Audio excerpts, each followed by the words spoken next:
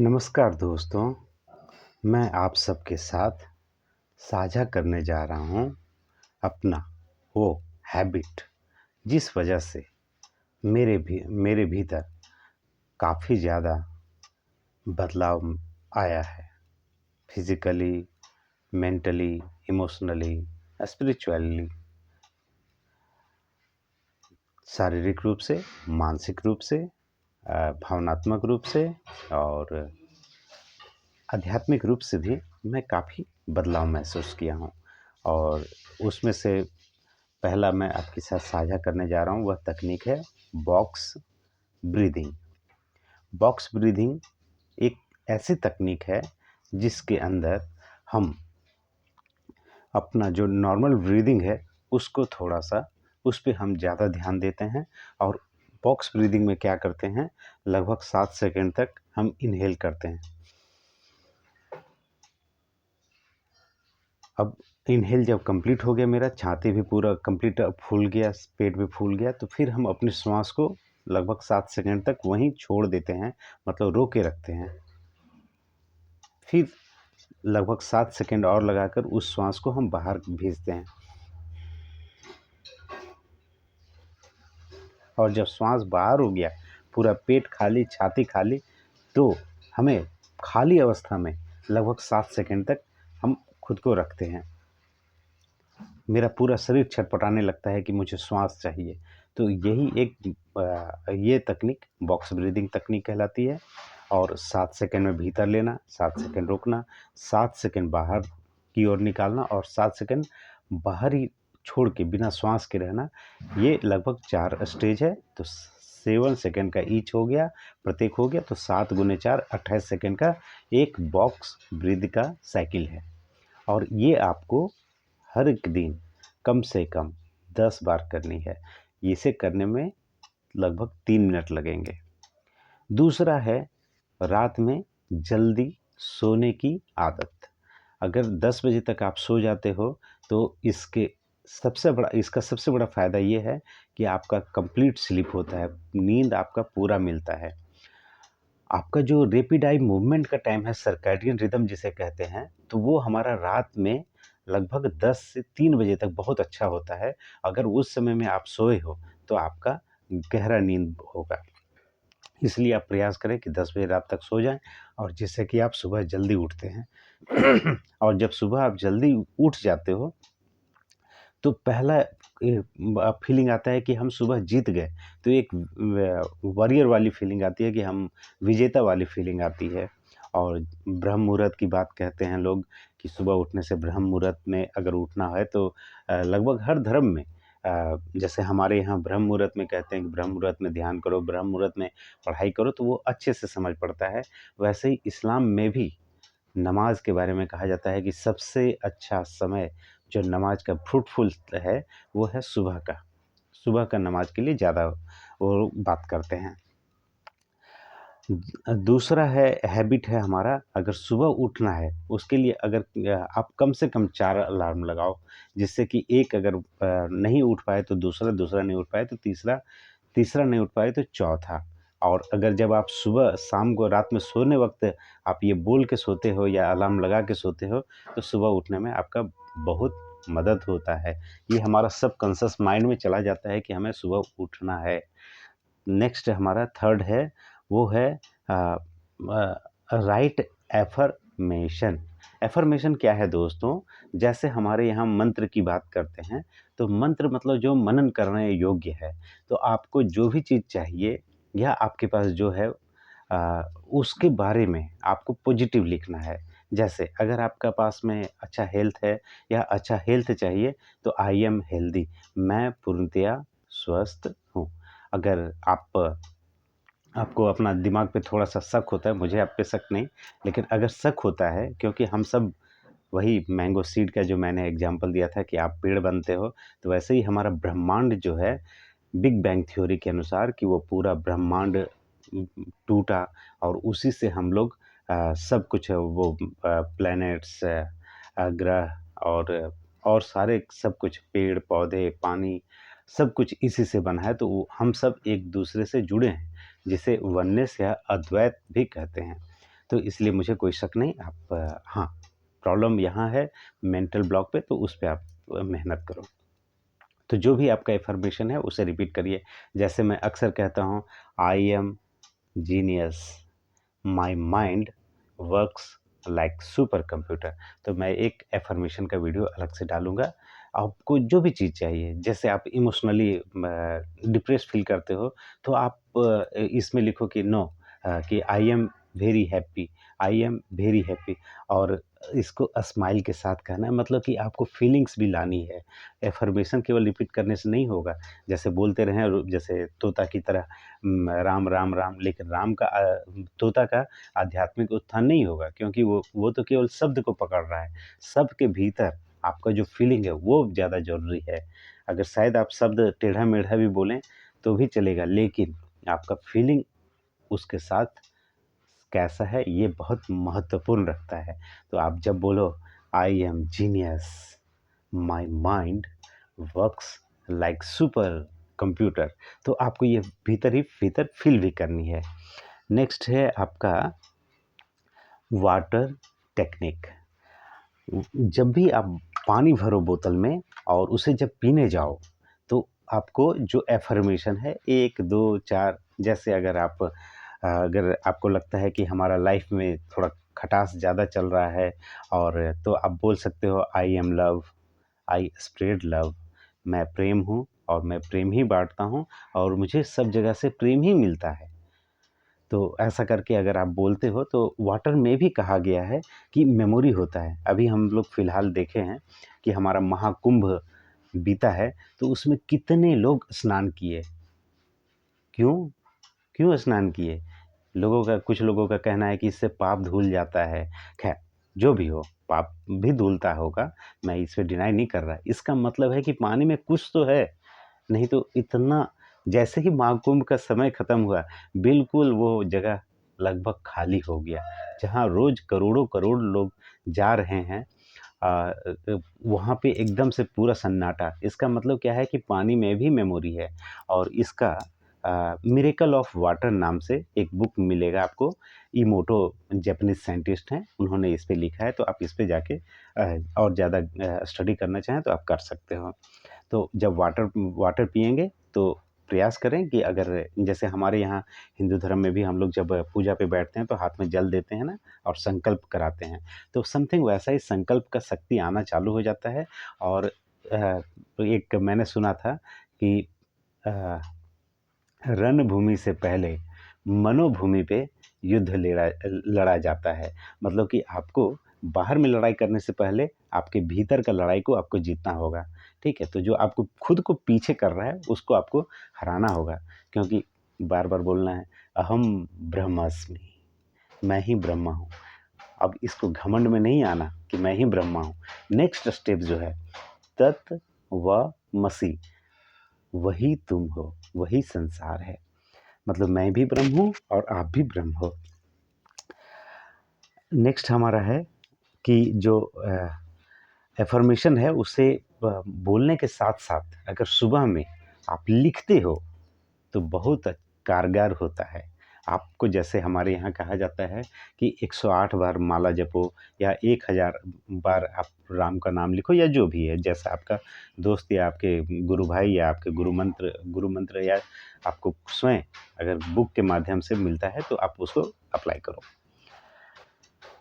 जैसे अगर आपको बहुत सारा पैसा चाहिए तो उसके लिए I am rich, I am wealthy, right, ऐसा करके आपको बोलना है। और नेक्स्ट है आपका विजुअलाइजेशन। और विजुअलाइजेशन क्या है कि जो भी चीज़ चाहिए आपको उसको आंखें बंद करके विजुअलाइज करो। एक बार जो एथलेटिक्स में भाग लेते हैं या रनर हैं, उनके साथ एक एक्सपेरिमेंट किया गया। उन्हें मतलब कि वो जो डॉक्टर के अल्ट्रासाउंड या ईसीजी, हाँ ईसीजी होता है, उसमें वो मशीन उनके साथ लगाया गया, और उन्हें बोला गया कि आप आराम से लेट जाओ, लेकिन अपने दिमाग में ऐसा फीलिंग लाओ, ऐसा सोचो कि आप ट्रैक पर एकदम फिनिशिंग स्टेज पे बहुत तेज़ और तेज़ और तेज़ भागते जा रहे हो, जिससे कि आप फर्स्ट पोजीशन ला सको। तो पाया गया दोस्तों, उनका हार्ट बीट और ब्लड का जो फ्लो है वो काफ़ी फास्ट हो गया। तो बहुत बार आपने भी ऐसा महसूस किया होगा कि अगर आप कुछ बुरा सपना देखते हो तो आपका हार्ट बीट काफ़ी ज़्यादा तेज़ हो जाता है। ये बताता है कि हमारा ब्रेन इसमें अंतर नहीं कर पाता, ये हकीकत है या केवल विजुअलाइज़ेशन है। और जिस चीज़ को हम बार-बार देखते हैं उससे अभ्यस्त हो जाते हैं, या बार-बार बोलते हैं उससे हम अभ्यस्त हो जाते हैं, तो यही है विजुअलाइज़ेशन का तकनीक। आपको जो भी चीज़ चाहिए, हैप्पी फैमिली, फाइनेंशियल फ्रीडम, अच्छा घर, अच्छा गाड़ी, तो ये इसको आपको विजुअलाइज़ करना है। और इसके लिए अगर आपको बना सको तो बहुत अच्छा है, एक मूवी बनाएँ, खुद का मूवी, अपना फैमिली के साथ में जो भी चीज़ चाहिए उसके बारे में आप उनका फैमिली का फ़ोटो डालो या वीडियो डालो और पूरा एन्जॉय करते हुए बनाओ। और इससे रिलेटेड आप ज़्यादा देखना चाहते हो तो एक बुक है the 5 AM club, Robin Sharma ji की लिखी हुई है। और दूसरा एक है मॉर्निंग मिरेकल। और तीसरा जो ऑल टाइम हिट है वो है the secret by Rhonda Byrne. Morning miracle जो है वो HAL हल हल के द्वारा लिखी हुई, अर्नोल्ड हल समथिंग ऐसा इनका नाम है। नेक्स्ट है आपका राइट ग्रेटिट्यूड, धन्यवाद बोलें। सुबह जब उठें तो आप धन्यवाद बोलें। धन्यवाद किस चीज़ के लिए? अरे मेरे पास तो हुआ ही नहीं।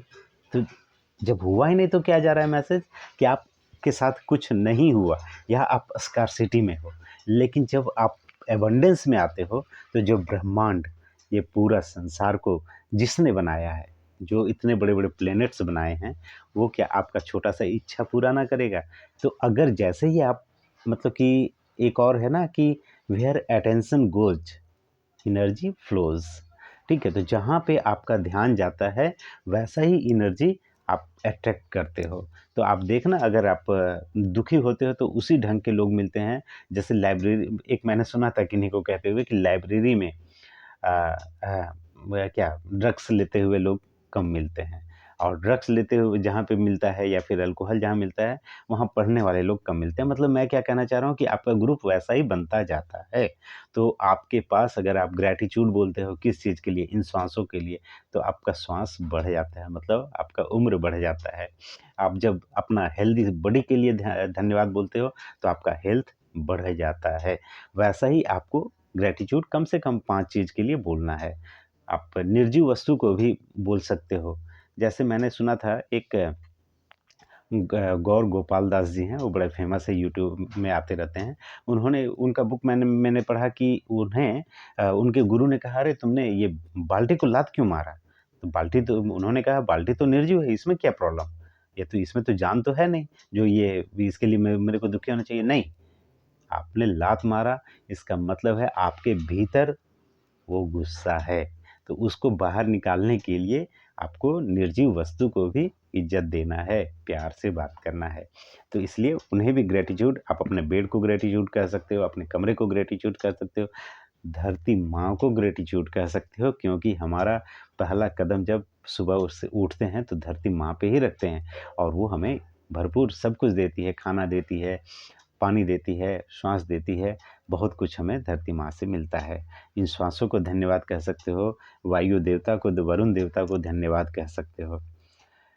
और एक आप मैजिक रॉक, मैजिक रॉक क्या है? सिंपल सा एक छोटा-सा पत्थर लें, जो आपका पर्स में या आपके जेब में कहीं भी आ सके, और जब भी आपका हाथ टच हो, तभी आपको धन्यवाद कहना है।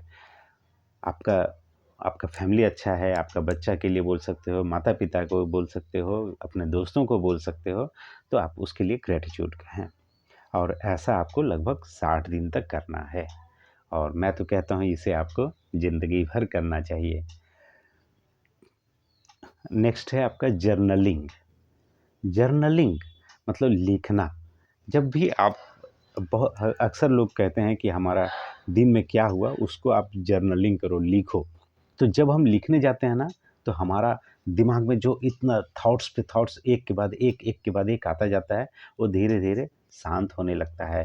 और जब हम जर्नलिंग करते हैं तो हमारा हाथ का स्पीड भी बताता है कि कैसा हम बहुत दुखी में हैं या खुश में हैं। अगर खुश हैं तो उसका राइटिंग सुंदर आएगा, दुखी हैं तो टेढ़ा-मेढ़ा जाएगा और गैपिंग ज़्यादा रहेगा या फिर बहुत सटा-सटा रहेगा। तो उसको भी देख के आपको, या जो लोग ग्राफोलॉजी बोलते हैं, जो लिखावट पढ़ते हैं, वो आपको देख के गाइड कर सकते हैं कि आपको कैसा राइटिंग लिखना चाहिए, कैसा सिग्नेचर करना चाहिए। या फिर आप खुद ग्राफोलॉजी का किताब की मदद से आप खुद को कर सकते हो कि कैसा हमें लिखावट होना चाहिए। बाएँ तरफ में कितना स्पेस छोड़ना है, दाएँ तरफ में कितना स्पेस छोड़ना है, ये बताता है आप कितना स्पेस छोड़ रहे हो। इससे आपका सबकॉन्शियस माइंड के बारे में पता चलता है कि आप क्या सोच रहे हो। तो उसी के आधार पे आपका ग्राफोलॉजिस्ट वगैरह जो होते हैं वो गाइड करते हैं कि आपको अगर दायां साइड ज़्यादा जगह छोड़ रहे हैं, इसका मतलब है आप ग्रोथ का स्कोप है। अगर दायां साइड बिल्कुल भी जगह नहीं छोड़ रहे, मतलब कि आप आगे नहीं बढ़ पाओगे, ऐसा ही समथिंग। और आपका जैसे एक और ग्राफोलॉजी का याद आया, तो आप अगर ई लिखते हो तो कैसा लिखते हो। अगर ई आप बिल्कुल क्लोज्ड होता है ई का मुंह, मतलब कि ई जो है हमारा एक एक हो गया ई ऐसा, एक ई हमारा ऐसा है जिसमें थोड़ा सा मुंह खुल रहा है ना। तो थोड़ा सा मुंह खुल रहा है, इसका मतलब क्या, थोड़ा मुंह खुला है मतलब कि हमारा ई जो मिलता जुलता है वो कान से मिलता जुलता है, मतलब कि मैं थोड़ा सा सुनने को तैयार हूँ। अगर ये आपका पूरा ई ब्लॉक है, मतलब कि एकदम से सटा के आप उसको बंद करते हो, मतलब कि आप सुनने को बिल्कुल तैयार नहीं हो, और जो सुनेगा नहीं वो काम कैसे करेगा। तो इसलिए आपको थोड़ा सा ई को बड़ा करना है, मतलब कान को बड़ा करना है। नेक्स्ट है तो जो आप मेडिटेशन करते हो उसके बाद में आप जर्नलिंग करो कि आपका फीलिंग कैसा है अभी, आपको कैसा महसूस हुआ।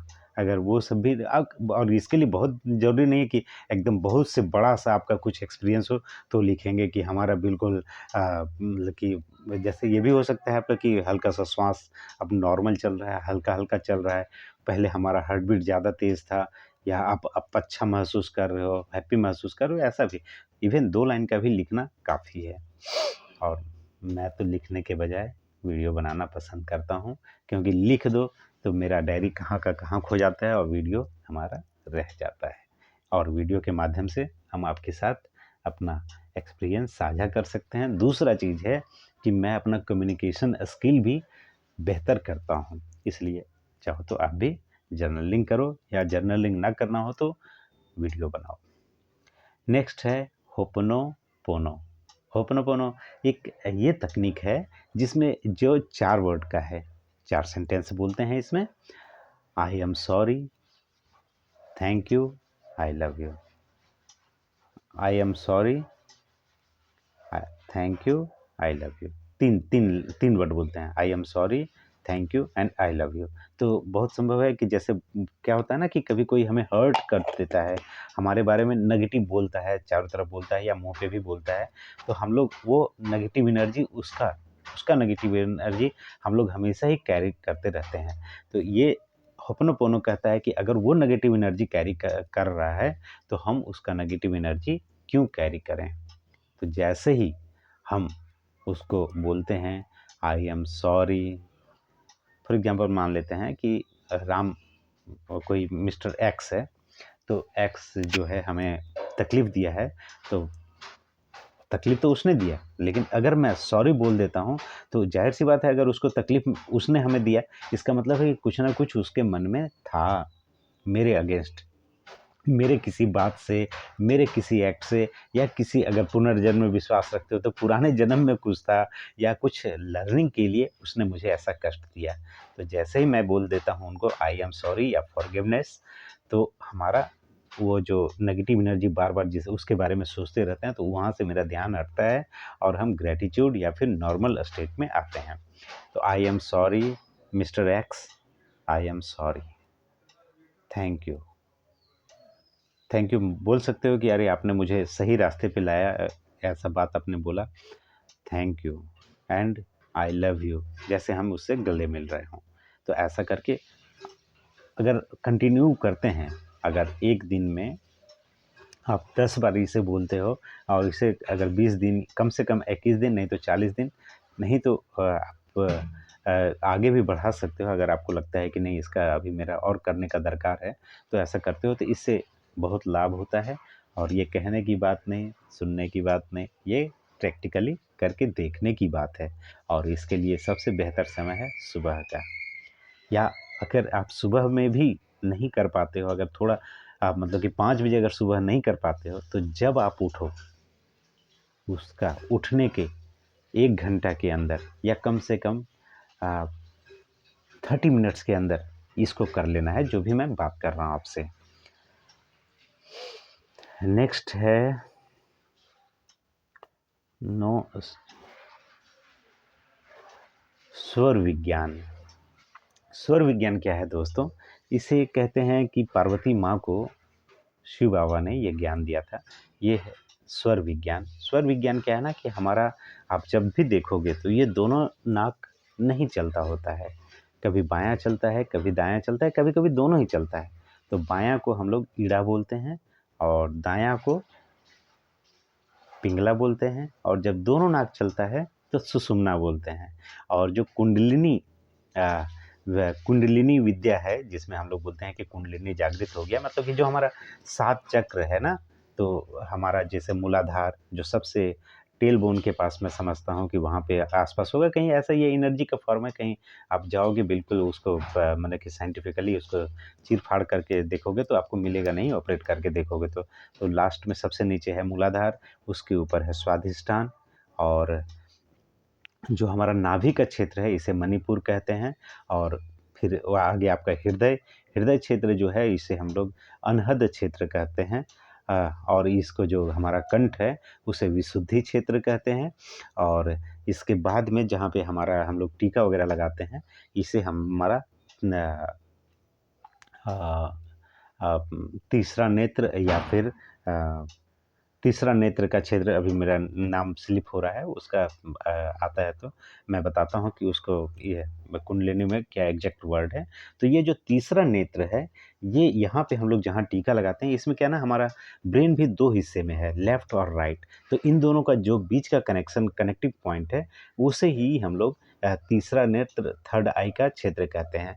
तो लोग कहते हैं कि जिनका जागृत हो जाता है वो थोड़ा सा भविष्य, या किसी का भी भविष्य अगर ज़्यादा जागृत हैं तो सारा ब्रह्मांड का भविष्य भी देख सकते हैं।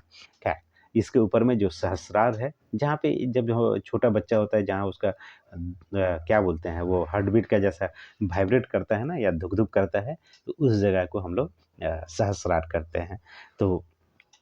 तो ये हमारा एक्टिव रहता है। तो वो हमारा ये नॉस्ट्रिल को जब चेक करते हैं, तो स्वर विज्ञान के बारे में कहते हैं कि हमारा जब भी आप सुबह उठो तो पहला पैर चेक करके डालो, दायां पैर डालना है या बायां पैर, तो उसके लिए अपना नाक को चेक करो।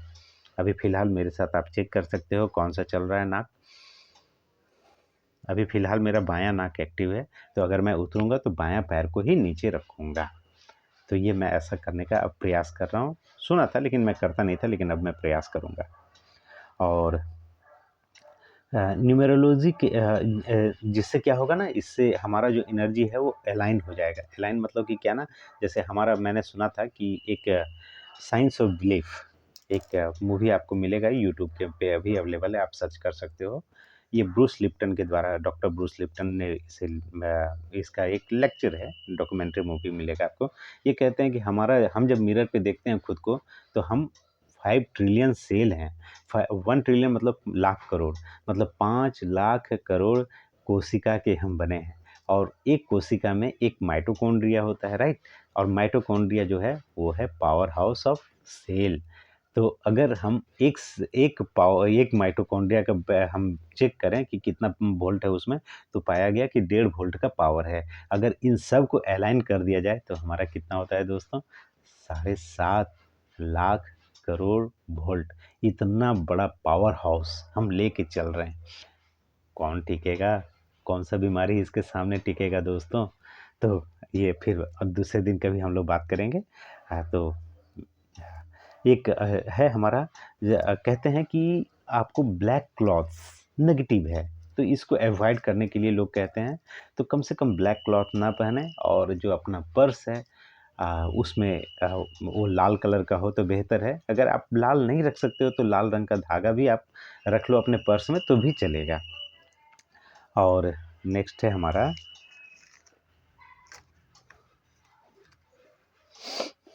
ये लाल लाल ही क्यों? क्योंकि हमारा लक्ष्मी माँ हमेशा लाल कपड़े में रहती है, और लक्ष्मी जो है वो हमारा एनर्जी है, लक्ष्मी फ्लो करती रहती है, तो हमें उनका हाथ पकड़ना है। तो हमारा अगर इसे मिररिंग भी आप कह सकते हो कि अगर आपका बॉस जैसा पहन रहा है, जिस ढंग का अच्छे ड्रेस पहन के आता है, और अगर हम भी उसी हिसाब से ड्रेस पहनेंगे तो मेरा बॉस खुश होगा। तो उसी तरह का हमें भी है कि माता को खुश करना है, तो हम भी माता के हिसाब से लाल बटुआ रखें। और एक मैंने सुना किन्हीं को कहते हुए कि आपका जो घड़ी पहनेंगे वो चेन की घड़ी होनी चाहिए, अगर सर्कल है तो बेस्ट है, और नहीं तो दूसरा भी चलेगा, और वो घड़ी का कलर रोज़ गोल्ड होना चाहिए। अगर रोज़ गोल्ड नहीं है तो सिल्वर भी चलेगा। एक और आपको थोड़ा सा आने वाला समय में आपको किस टॉपिक पे मैं बात करूं वो हमें बताएं। अगर संभव होगा मैं उस पे रिसर्च करूंगा और आपके सामने वो वीडियो लेके आऊँगा। मैं कोशिश ज़रूर करूंगा। तब तक आप स्वस्थ रहो, मस्त रहो, बिंदास। Bye bye, take care. तहे दिल से मुझे सुनने के लिए सप्रेम धन्यवाद।